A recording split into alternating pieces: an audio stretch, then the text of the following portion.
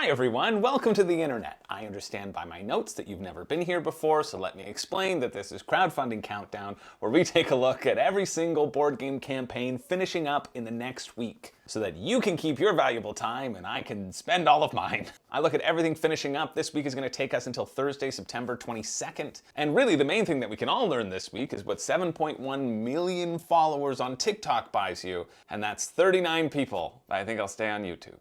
Hey, it could have been 40 if you just included some shipping information on your overpriced face version of a funny card game. At least we got an air horn in. But let's get right into the week. As always, huge shout out to my newest patrons. And I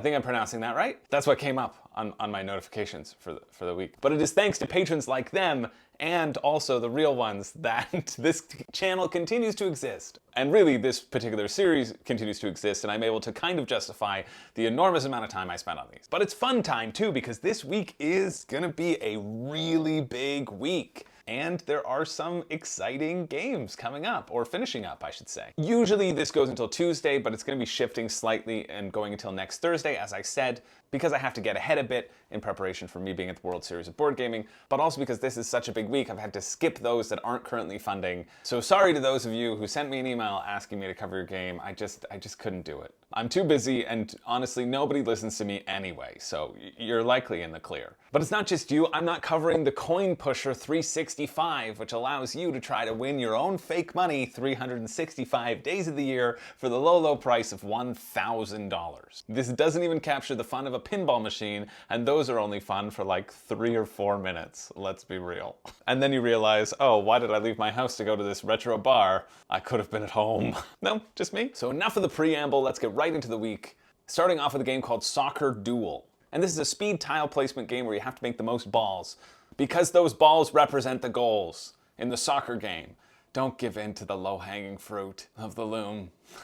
Damn it. But this is billed as a speed game because you're all drawing from a shared tile pile, at least for a while, until the finals, where you switch the pile of trial tiles that you couldn't squeeze into the main picture. Okay, we're done with that rhyming, I guess, with your opponent.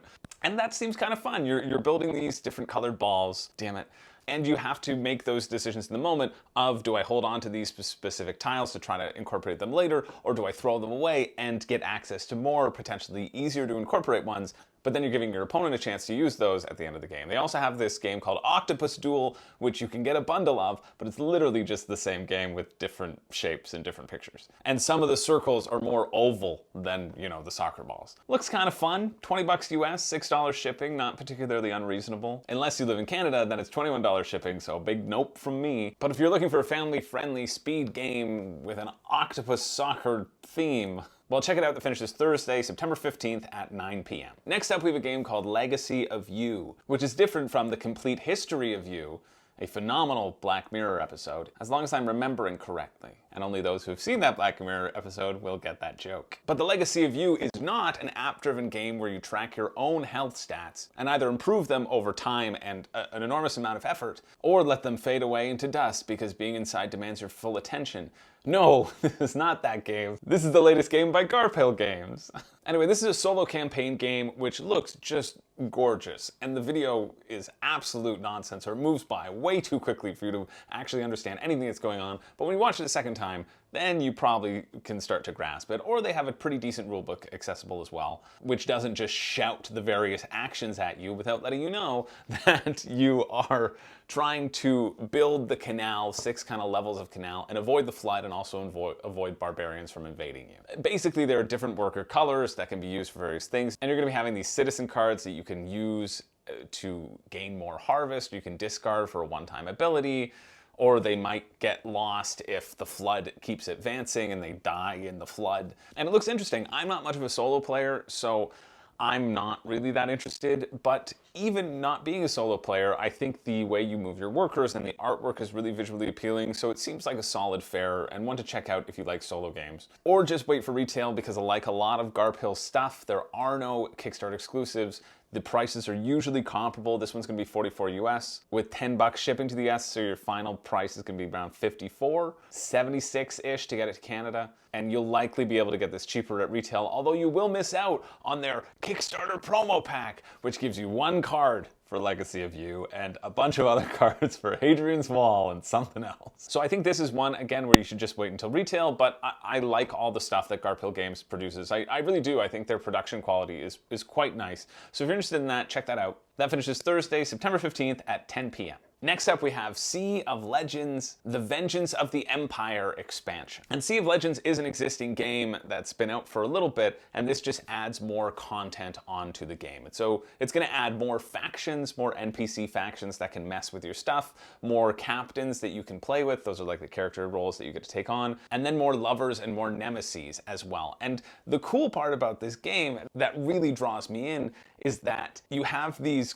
two cards, one is your lover, one is a nemesis, but they're dual-sided. So at some point during the game, your lover, if you wrong them due to narrative choices, could turn over and become a nemesis, or it could be involved in someone else's story as well. Because it's a whole app-driven sandbox-style game. You're trying to get to 10 notoriety points while making sure that the NPC faction who's running around the board doesn't win as well. And so you're going to input all of this information into their app, and then as you progress throughout the story, there'll be links between different characters and trying to create a sense of completion amongst all the characters. And that is a really cool concept. It's a really cool idea. I've watched a few videos on it. Apparently, when this was first produced, it did the unthinkable in Kickstarter standards, and the physical copy of the game was produced quicker than expected and got into backers' hands quicker than expected. But the problem with that was that it was an app-driven game and that there were a bunch of problems with the app that they hadn't been able to work out yet. But luckily for you, if you're interested in jumping on board, well,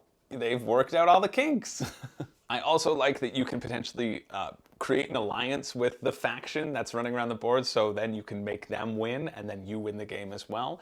It seems really neat, like very expansive, very innovative, and I think in terms of sandbox style games, the pirate theme is likely one that I'm drawn to the most. It does feel very expensive though. It's $100 US for that base game and then $75 US for all the additional expansions, which are again just giving you 4 more factions or 5 more factions depending. And I just think that you need to have the right group who's going to get this to the table enough for it to make it worthwhile in that price point. And for me, I'm not leaning towards that right now, but the mechanics seem fun. It's just going to be running around, doing stuff, punching it into the app and seeing what choose your own adventure pirate stories you can tell, and then rolling dice to see if your crew accomplishes it or whatever, and building up your crew as you go throughout the game. But like to get to my door, just for that base experience, it's like $170, and that just feels like a lot for the amount of times that I know I'm gonna get it to the table. Or you can get everything for $225 US, $294 Canadian,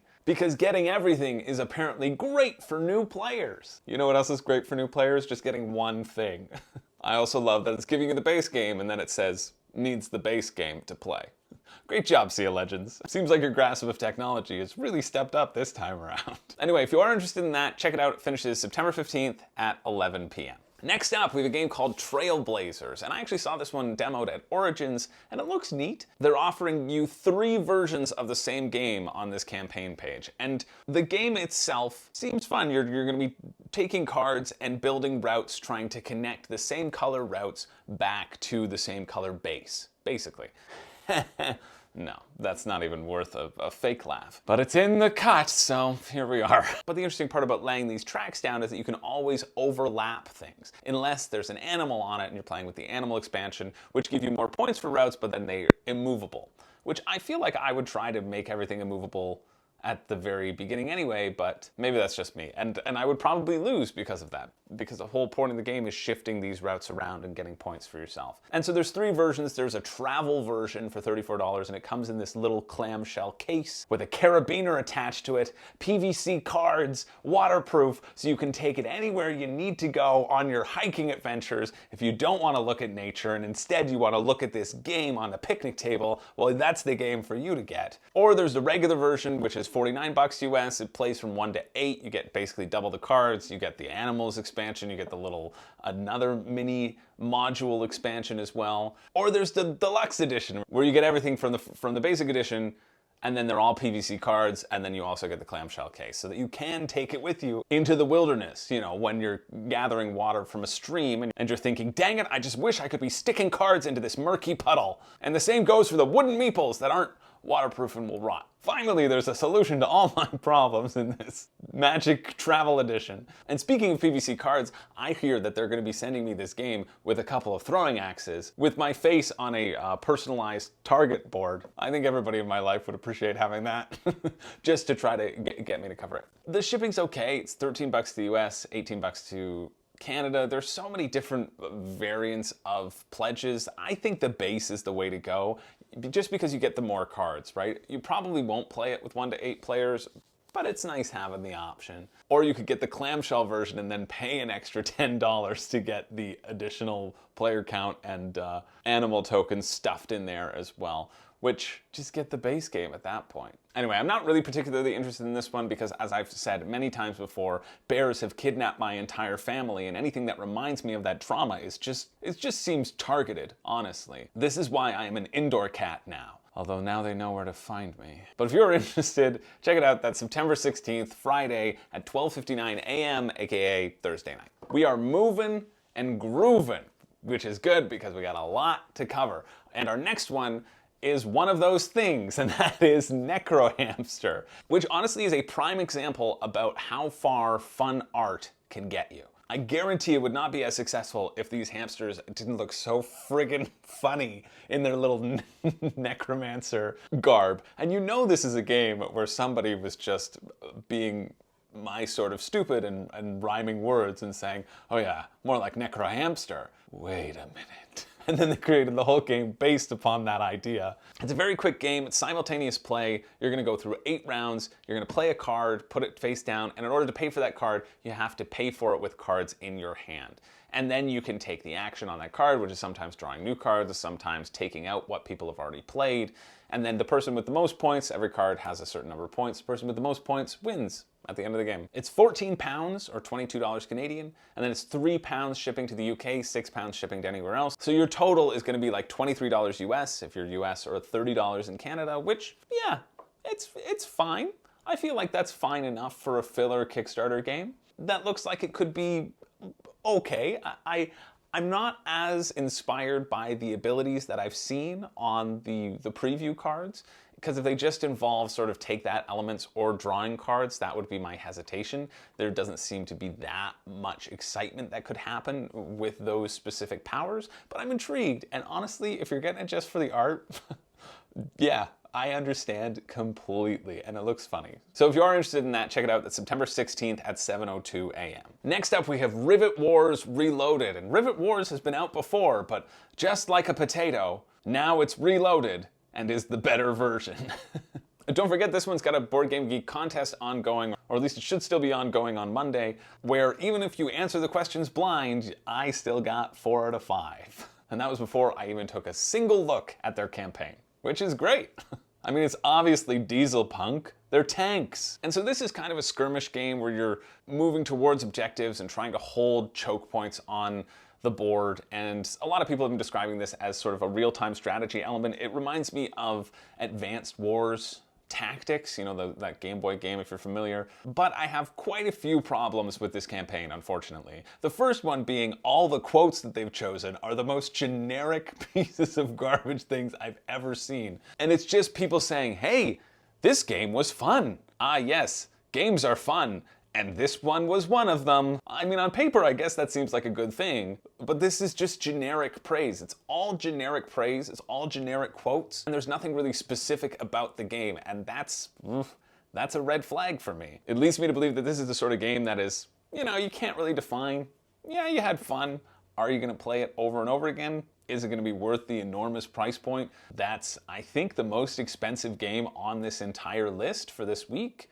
I'm not personally convinced. My other main issue with the campaign is how it's been framed. There are so many things where they say, worth $120, worth $100. Here's 20 minis and 10 cards. It's worth $100. No, it's not. In what world are these 8 sculpts worth $100? Certainly not to me. And 10 cards to go along with them. I am angry at Rivet Wars for telling me what it's worth when I decide what it's worth. Well, I mean, we all decide what it's worth. We all have our own analysis of cost and worth, and if it does speak to you and seem like a good deal, well then, hey, you're wrong because I decide what it's worth, and I say it's worth nothing.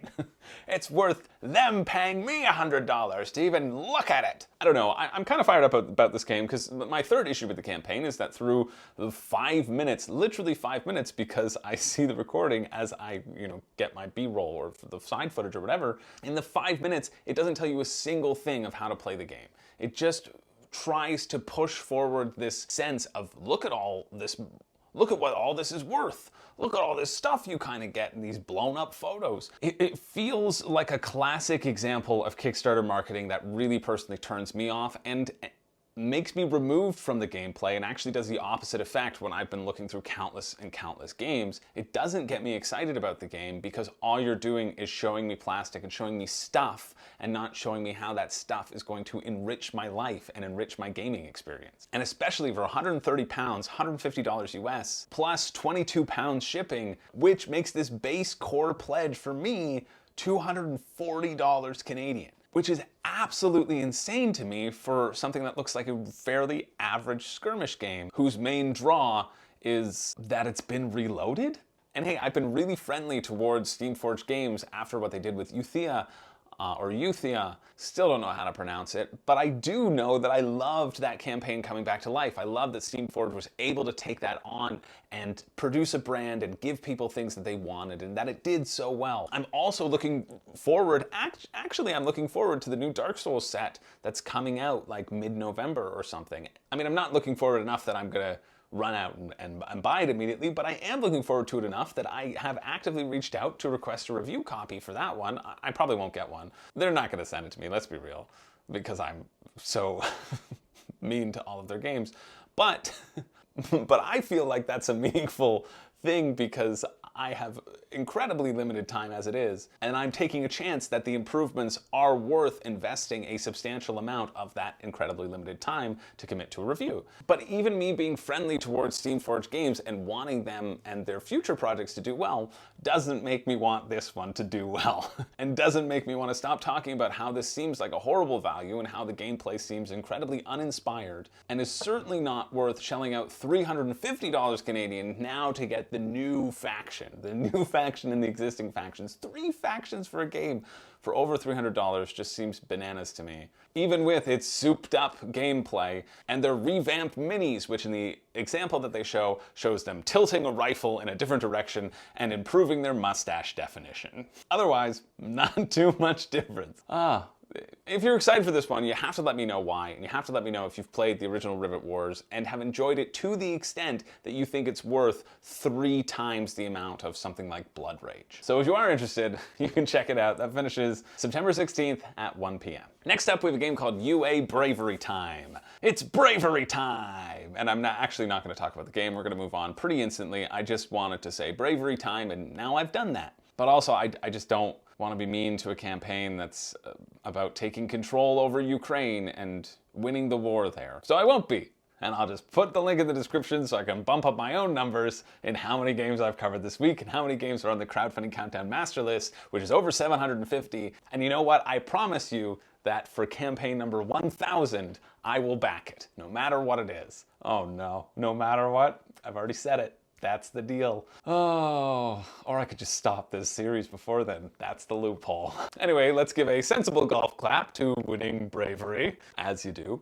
and move on over to GameFound with the NEXUS Arena Combat System, which is a bad name. It really is a title that makes me want to run screaming in the other direction. And this has been over on GameFound for quite some time because every time I'm doing one of these videos, I look and I see, is that finishing yet? Nope, still got time to go. And now is finally the time where it's finishing up this Beer and Peanuts Arena Dice Chucker for 2 to 4 players. That's how it bills itself, which is Calyx friendly. As you can see, 4 spaces of perfectly efficiently used Calyx. You can store all your NEXUS Arena needs. Perfect for a self-proclaimed beer and pretzels game. At least it's not Calyx angry. But this is a game where I actually think they are showing so much care towards their prospective backers and prospective buyers. And I love to see that. This is a game where the passion comes through so viscerally in the project. And it's a skirmish game. It's a skirmish game, not where you play the players, but you play the Lannisters, who don't care who lives or dies. They just want to make money off of the blood of the people competing. And so they can shout commands at the people competing and say, yeah, stop bleeding. And, see how that works out. It's just like Jeff Bezos watching me wrestle a pair of otters in a vat of aloe. I'm still waiting on my $1 million for that gig, Jeff. You promised. I even let the little otters clothesline me. They were holding hands. I couldn't stop that. How could I resist? But in terms of the care of making this game accessible, there are tons of QR codes in the rulebook, which will link you to someone explaining how that section of the game works. And it's a pretty hefty rulebook. It's 50 pages, but the care that they've done in producing this thing is really shown. And it's really not that complicated. There's just a lot of moving parts to it. I like that you roll the dice at the beginning, which will determine both like what stats of yours are raised and how your actions are split up, because you can basically have actions and movement, but if you roll a 2, then I can take either 2 actions and 4 movement, or I can take 2 movement and 4 actions. And I like that this little randomization element is there to force you to think on the fly, to allow you to blame your loss on bad dice rolls, but still give you that feel of decision making. And this actually looks much better than I was expecting it to be, just based around how long it's been on GameFound and how long the campaign has been going on. It is expensive. It's $156 Canadian, and that's a lot for what it is, which is supposed to be this accessible game, when even the graphic of showing how to set it up and pulling it out makes me tired and never want to play it. But there's also been a lot of deluxeifications that have been thrown in there. Talking about deluxeified games, the minis are pre-painted, you get this awesome storage system that looks like it helps with the gameplay as well. You get a ton of components, and you'll get this in Q4 of 2022, that means December-ish 2022. You won't, because that seems absolutely bananas of a turnaround time, but it is because the creators was like, yeah, listen, I've already made it. I took out the loan that I needed to take out to make it into production. I produced it, and this is it. It's finished. There are no changes. This is a pre-order system, and hopefully you can help me get some of my money back. Which I think just indicates the clear labor of love that this has been and the clear passion behind the producer. And I like that. I like seeing that in campaigns. So if you are interested, check that out. That's Friday, September 16th at 8 p.m. Now, also on GameFound is Robomon, whose tagline is that it's an exploration-focused, story-driven, open-world game of robot combat for 1 to 2 players. And honestly, GameFound has been killing it this week. In terms of the front of passion projects, I actively didn't want to be charmed by this. I think that this sort of thing should be better as a video game series. Maybe instead of robots, they're beasts or monsters. Maybe that can fit in your pocket too, like pocket monsters, that sort of thing. And they can have different elements, right? There could be different evolutions. There could be grass, there could be a sort of dragon one with fire. There could be a little turtle with water. There could be a little electric rat. I think I'm really onto something here. And so I didn't want to be charmed by this thing because I think it is better in a different medium. Not just better as Pokemon, but just better as like an actual video game. And yet, I am incredibly charmed and incredibly pulled in. And the unboxing video that they have is great. It's a really great tool to talk about the elements of the game and why they exist and the care that has been put into this project. You're gonna have this stat sheet, which you will use kind of like an RPG to track most of your items. And so there aren't that many tokens. And because of that, there's not going to be that upkeep of the game. You'll only have to pull things out when you actually enter into a battle. And they've got an organizational system for that to really help you get it to the table. I think there's this focus here that is focused on allowing you to play this easily and quickly and not get deterred by an enormous amount of setup, unlike some other campaign games out there. And that's just an incredibly exciting thing to see. The cards that you will get down the line are basically going to be your special robots or different blueprints that you're finding down the road. But anything that can be streamlined feels like it has been thought of and feels like it will be streamlined. And there's no rule book. So that's again why I liked it, because then I didn't have to read one. But this prospect of this campaign game where you learn as you go makes me really, really intrigued.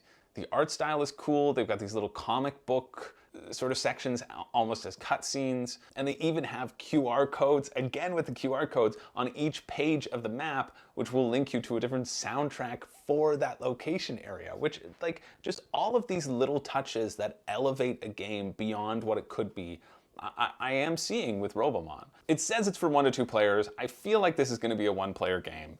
I feel like the 2-player game is there so that you can kind of justify trying to get a bigger audience who don't just play solo games. But also it might be fun to have 2 different teams of Robos fighting it out and then seeing the makeup of 2 different teams as well. So it could go either way. My inclination is that it's probably on that 1-player level will probably be the best. And the price is going to be $79 US, $105 Canadian, 16 bucks shipping to the US, so it'll be $95 US, or after shipping, $134 Canadian. And while this is expensive, it's over that $100 price point tier, at least for me.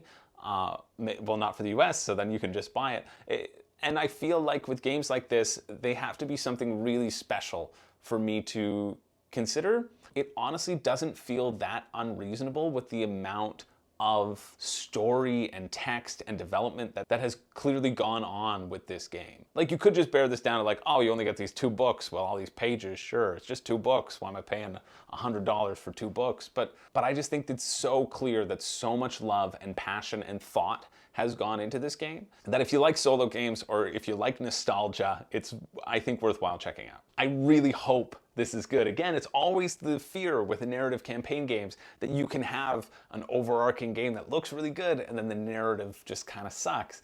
But judging by all the other care that has gone into the game, I feel like this will deliver on the expectations. I don't know, maybe I'm just infected by the designer's joy. It's clear they're so excited when they're unboxing the game and talking about it, and that excitement is infectious. And if I've learned one thing in these past 2 years, it's that you should stay away from anything that's infectious. Keep your joy away from me. But if you choose not to heed my advice, well, then that finishes September 17th at 12:59 a.m., which is Saturday, aka Friday night. Now next up, Uluk. We have our next game, Uluk. Oh, Stu, I don't know why you stick around.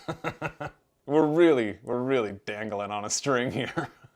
On a thread? Threading the needle? One of them. We have a game called Uluk, where the rule book is very straightforward. Basically, you're going to be putting your workers out onto places on the board, and you're going to be gathering food, and that food can be used to create poison to make you better at hunting, or the food can be used to feed your people so that they don't riot and are happy, because the person with the most happiness points at the end of the game wins. I will never win this game. The cool element about the resource gathering that I feel like with all that talk about happiness, it's going to be pretty cutthroat, because the person who contributes the most workers to an area will get more of the food, and the people who contribute less will get less. Or if you're all equal, then you all get less. It encourages that cutthroat nature of cutting each other off and you profiting while the other tribes starve. You know, happiness.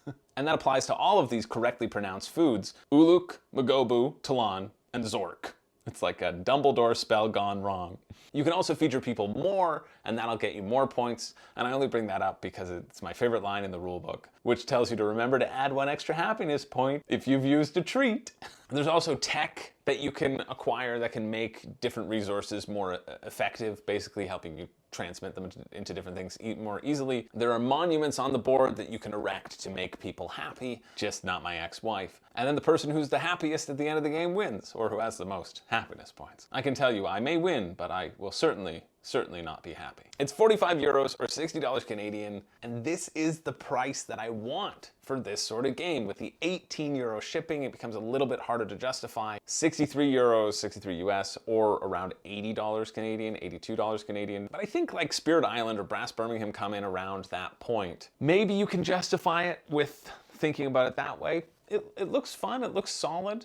You also may already have a ton of worker placement games and you may not need another one. But if you like that genre, check it out. It finishes September 17th at 3 p.m. Now again, just quickly, over on GameFound we have 18 Namibia. which if you love long 18xx games, which try explaining that search result in your history when your keyboard just happens to stick and the third X does not result in Vin Diesel popping up. But if you like those, well, check it out. I don't know anything about the 18xx genre, and I know even less after that unfortunate Google search, but I assume it is something that I would love. The genre, not the, yeah, you know. Because I love complicated games, I don't mind route buildings, and even that has never gotten me to try any 18xx game, and I probably won't. It's just one of those things where I feel like if someone taught it to me, I would enjoy and probably get into the genre, but I like diversifying my genre, and it feels like a genre where you really have to have a specific group and specific time to carve out to play that thing, and I feel like the amount of time that you have to invest in 18xx games to really get the value out of them would be way too much and take away from, you know, all the other games on my shelf. But if you love 18xx games, check it out. That is one of them, and that's over on GameFound. Next up, we have Almost Innocent, and I'm thrilled that I'm able to be talking about this game. It seems so soon after I already put out a designated review on it.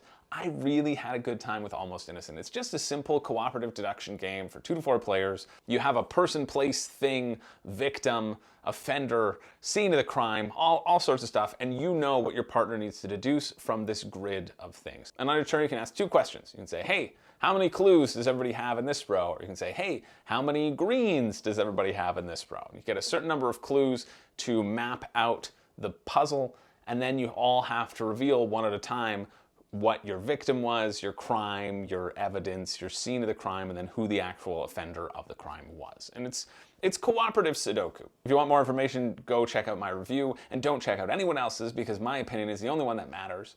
And it's $30 US, $40 Canadian, which I feel is the right amount. It's a good price for that game, and I think the right price for that game and the experience that you get, but then you also have to factor in shipping, so it's $42 US after shipping, or $58 Canadian, and that price does feel a bit steep to me to pay for the whole package just because I know this is going to be out at retail. It will be. It's going to be a hit. It is a really fun game. I think it hits really well with people who want to do a deduction game and don't want anything too complicated.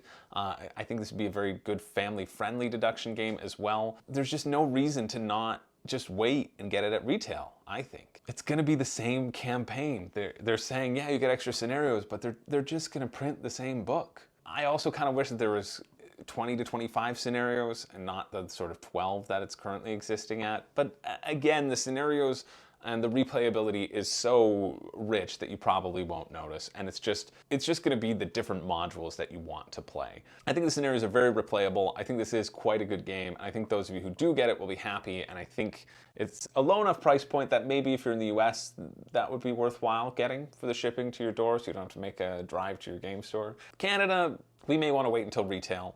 I believe they're going to be sending me a full copy of it, so that might be skewing my decision. But no, it isn't. I'm telling you to wait. Look at me being objective.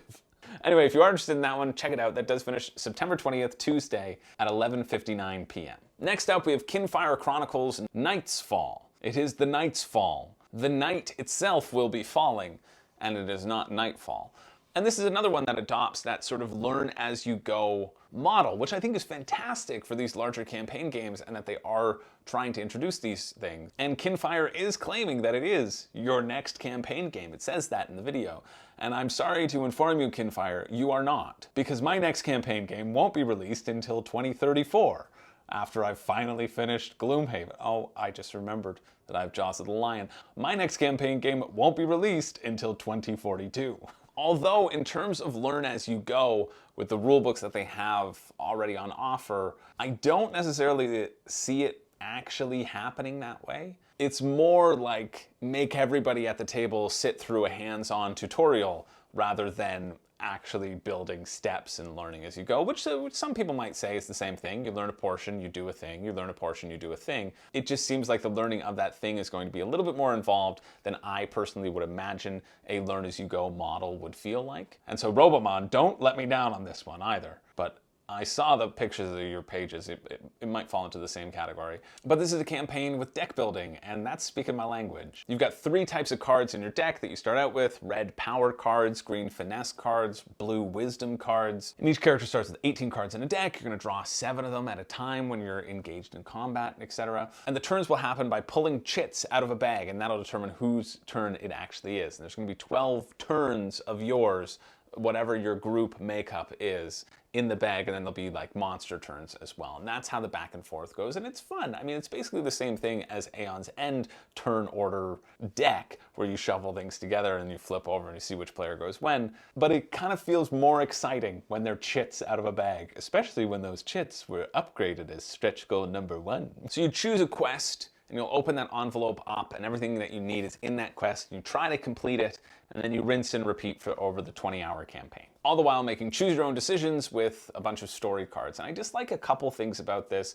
Number 1, the story cards. You already have it narrated by foreteller. Why not just have an app and then an accompanying storybook that people can work through, not 700 cards that you have to print out? I assume printing out a single book is going to be cheaper than printing out 700 cards. You can pass those savings on to the consumer, or you can have this arbitrary 700 card figure where you say, well, hey, listen, if you laid all of our cards end to end, it would be longer than 2 times Niagara Falls. That's a dumb statistic.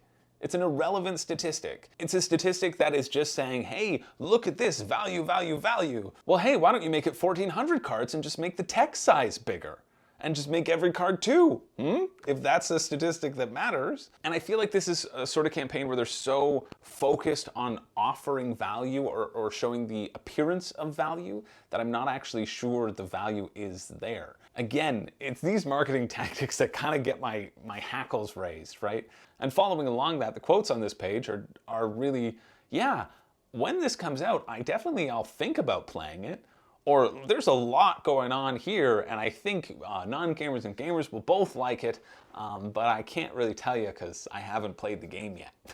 That's basically the gist of all of the quotes that they're putting on the campaign page. And then, to top it off, when you get to the deluxe pledge, which incorporates, some neoprene playmats, acrylic standees, which Nanolith already did in their base pledge, and then you get to these metal fate tokens, and they say, what are these for again? And they literally say, don't worry about it. Just think about how great it'll feel to earn and use these throughout the campaign. We're not telling you what they do. We're not giving you any sense of this gameplay implication. We're just giving you a sense that you want them and you should buy them. Stop whispering in my ear, Kinfire, and let me make up my own decisions with actual gameplay and feeling and experience. This one's $99 US for the base game. Shipping is expensive. It's $34 to ship to the US and $33 to ship to Canada. We finally did it. Shipping to Canada is cheaper. I take it all back, Kinfire. I'll take 3. I mean, it's still 172 Canadian for the full thing. And personally, in terms of these games, and especially because this was brought up when I was talking about Nanolith last week, I think that both Nanolith and Robomon look more appealing, at least to me, and a bit more exciting gameplay-wise from the snippets that I have seen. I think gameplay-wise, Nanolith looks the best out of the 3. I think story and atmosphere-wise, Robomon is the one that's pulling me in.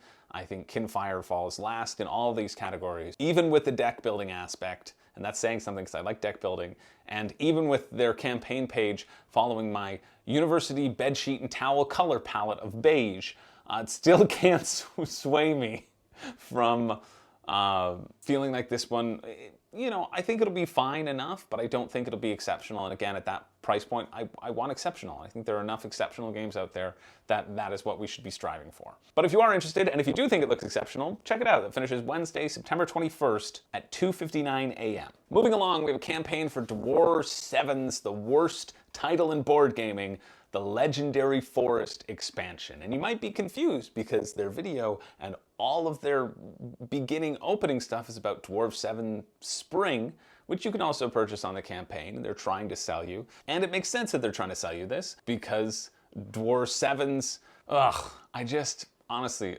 we're this close to skipping on to the next section, if I have to say it again. Legendary Forest is just modules for all of the different Dwarf 7's games. Nope, that's it, we're done. They say, by the way, here's a $60 expansion that adds stuff to all 3 games that you really need all 3 games to get the benefits of, because we're not selling the stuff individually. And this just makes me mad because I really enjoyed Dwarves 7's Winter. I did. I liked it a lot. I found it a mean semi-co-op game where it pays to be selfish. Renee hated it absolutely, and it has since left my collection because her anger invaded me like a disease. But I liked it. I thought it was fun. And I like that Spring is a game about building outposts strategically on the board, and whatever you reveal, you get that as income later on, very much like Terra Mystica style. I like that aspect of games and revealing and getting stuff and controlling the board. It seems like it could be something I'd be interested in as well. But also the quality and the weight of game that you get here after the shipping, right? It would cost $100, and it just isn't at that price point, unfortunately. If you live in Halifax and you can do their local pickup, maybe consider getting it. I'm so hesitant to recommend Dwarf 7's Winter, because I know it's, just call it 7 Dwarves. Just change your stupid title to the 7 Dwarves Winter. Just, oh God. Yeah, I'm hesitant to react to it because it's just annoying. It's just annoying branding. But also because while I particularly enjoyed it, not really anybody else who I played it with enjoyed it to that extent or sometimes at all. It's tough, and it's tough when you wrap your whole IP up in this same image, because naturally everyone's going to associate these things with it, when I feel like the games are actually fairly different enough. It just shares a same sort of art style, a same iconography, but other than that, I think the gameplays will actually play differently. Anyway, if you're interested in that one, that finishes Wednesday, September 21st at 3 p.m. Next up, we have a game called The Fog, where you have to escape the fog. You have a bunch of islanders who are on a beach, and there's a dangerous, poisonous fog that keeps moving in one chunk at a time and just literally murdering anyone who gets trapped in it. So you have to let those islanders escape. And this game seems cool. It seems really neat,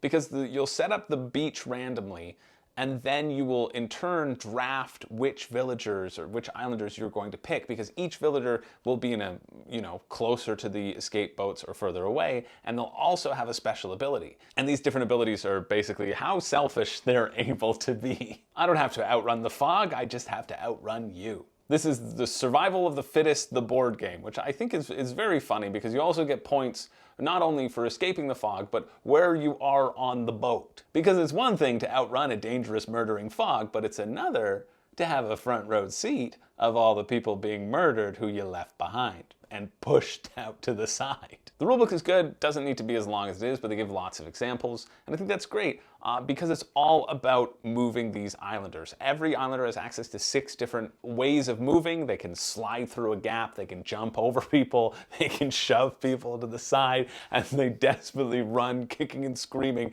trying to get on a boat and letting everyone else die, and not working together and moving in a single orderly line. And you'll have 7 movement points to use with all of your islanders on your turn. And each one of these movement actions costs more movement points. So walking just costs 1, but jumping over a bush costs 4, or pushing 2 people out of the way costs a little bit more.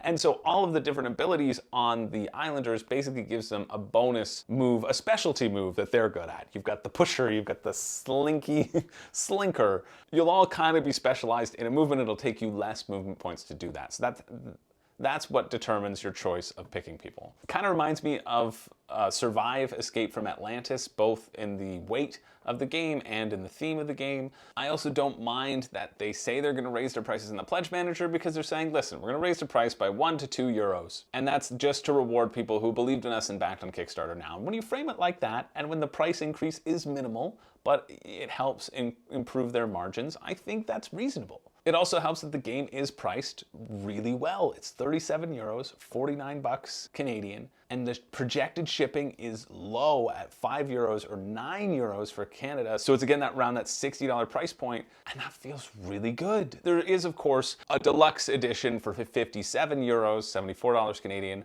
where you get plastic trees and bushes and enough components for 5 to 6 players and a bigger board that could support that, which I don't know if you'd need it. I don't know if you'd need it for that many people, honestly. Probably would feel better at that streamlined 4-player version, and I don't need the little plastic bushes. I can deal with the tokens. 60 bucks Canadian feels really nice after shipping. It does. It feels like a fun game. I'm really surprised by this one, and I'm really intrigued by it. And if you want to check it out, it finishes Thursday, September 22nd at 11 a.m. Next up, over on BackerKit, our only BackerKit campaign this week and probably until Spirit Island comes out, we have Fugitive 2nd Edition and Run, both by Fowers Games. And I'm intrigued and took note of this because of Burgle Bros, honestly. Burgle Bros, well, if you didn't watch our cooperative deathmatch, you should go and watch that and see how Burgle Bros does, because they do quite well, and it was very fun to cheer them on, and it looks like a fun game, and so I am now drawn in because of the publisher, and I'm excited about Run. I'm not that moved by Fugitive. Fugitive seems okay. It's, again, with the PVC cards. This new edition will have PVC cards. That seems to be a huge trend this week. And Fugitive is a two-player sort of asymmetrical card game. The Fugitive is going to be playing cards face down every turn, and these are their hideouts. And the catch is they can only move from a hideout to another hideout if the numbers on the cards are increasing with 3. And so you basically want to get from 0 to 42. If you're able to get to your end hideout, you're able to escape. And the marshal wants to be guessing what those numbers are. You can also extend the range by sprinting and adding a few more cards, but the marshal will see that, and you can see and deduce what the person is trying to put down. It feels fun. It feels like it really will capture that cat and mouse tension. And talking about it now, I'm a little bit more intrigued with it than I was when I was first looking at the campaign. But it doesn't look nearly as exciting as Run, which actually looks, again, pretty exciting. There've been a lot of really solid games this week. Run, again, is this two-player asymmetrical deduction game where somebody plays a fugitive and somebody plays the people trying to track them down. But the key with Run is that you're both hiding behind a screen. And very similar to Mind Management, I'll talk a little bit more about that in a second, you have this map that you're running around on, and you're trying to collect these different caches and escape. And the marshal or the police are trying to capture you before you're able to do that. They were so inspired by Mind Management and Mind Management's shift system of opening up new things as the game progresses that they've thrown in a couple interesting tweaks to it. There's a little ranking system which can balance it back and forth if one player is better than the other. They've built in those balance mechanics, and they've built in these little things that you can uncover as you go along,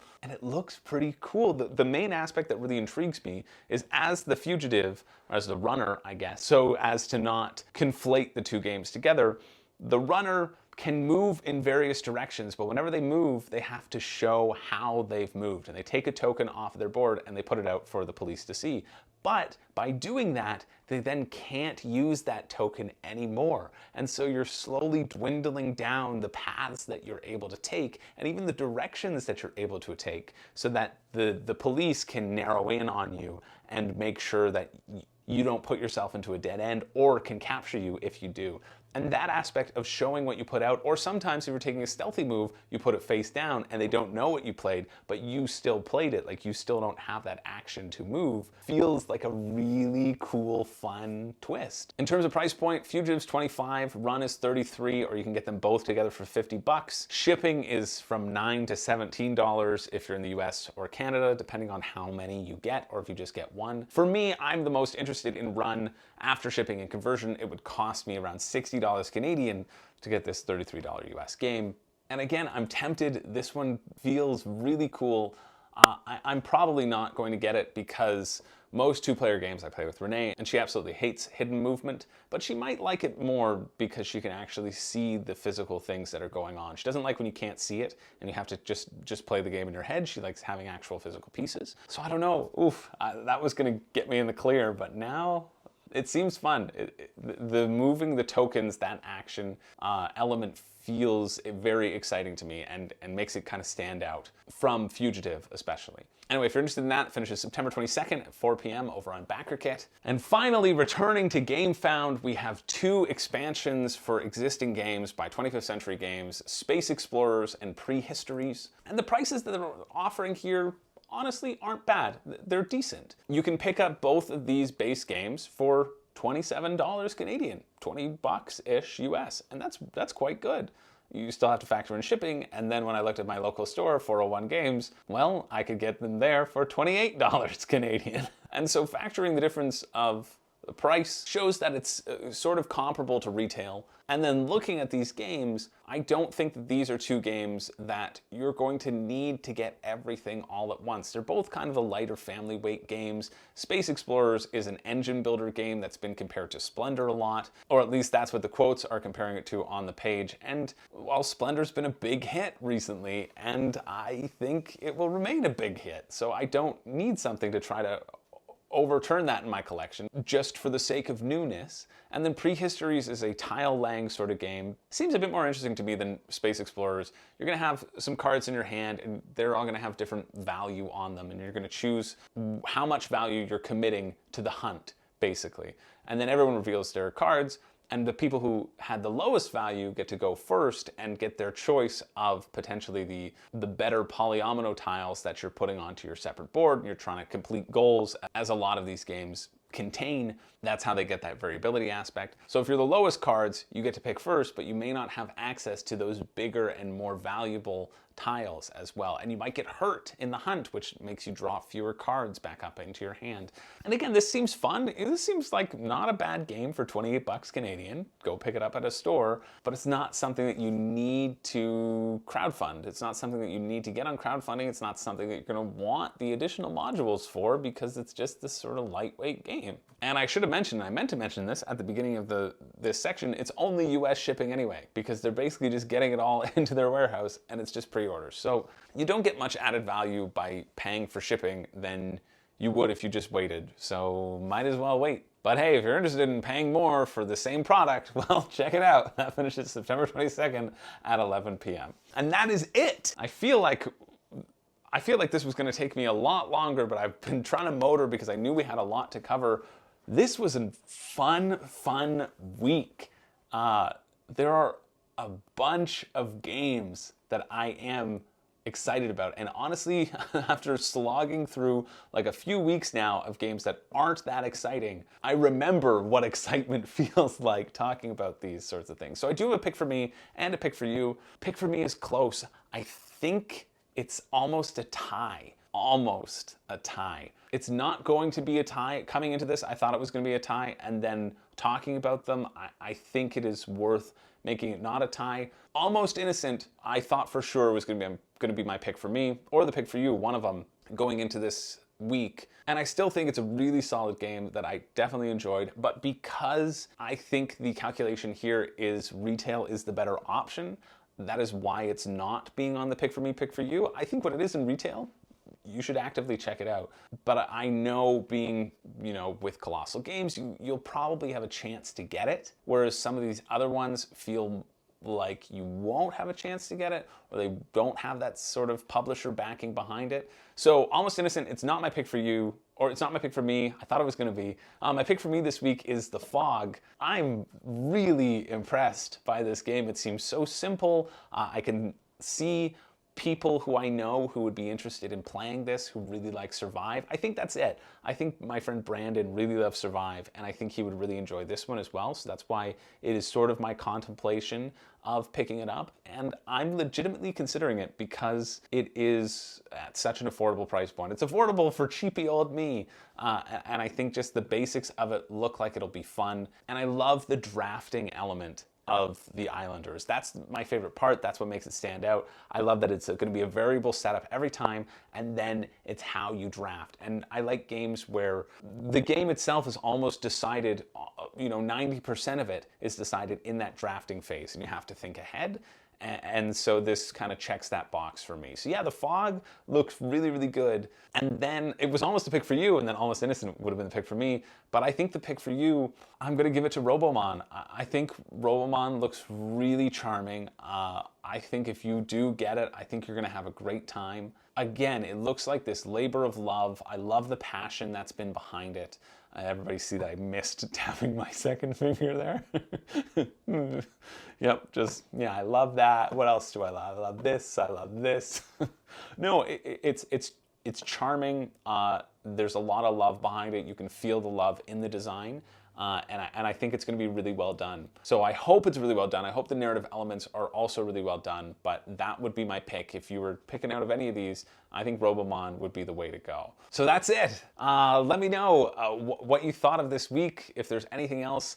Things that could have been, Run was close, honestly. Run was also close. I'm just reviewing them now because I talked, Sea of Legends looked good, too expensive. Yeah, there's just a ton of ones that looked, Uluk looked fun too. Like, that was a decent price point. There was a ton of ones that I thought looked pretty good this week. Again, none of this is necessary. You can just go to your local store and get the tried and tested ones as well, which I think is always a legitimate strategy. But yeah, let me know what you're excited for if you're backing anything this week. How much have you backed this year, actually? Somebody mentioned in the comments that they backed 4 this year, and I was like, yeah, that's pretty reasonable. That's nice acquisitions. You're still, getting more, but you're giving honor to the games already on your shelf. So I'm curious, and I'm curious if that'll help help ease your FOMO as well. Or just let me know what you're excited about. I always appreciate it. I appreciate your time. I appreciate you being here. I appreciate the opportunity to hang out with all of you. My name is Chris George, and I don't have a catchphrase. But if I could leave you with one piece of wisdom this week, it would be this. And this is important. You gotta remember it. It's probably the most insightful thing that you've ever heard. Spider webs used to be used as bandages. That's true. What does that mean? I don't know. People are freaks. Bye.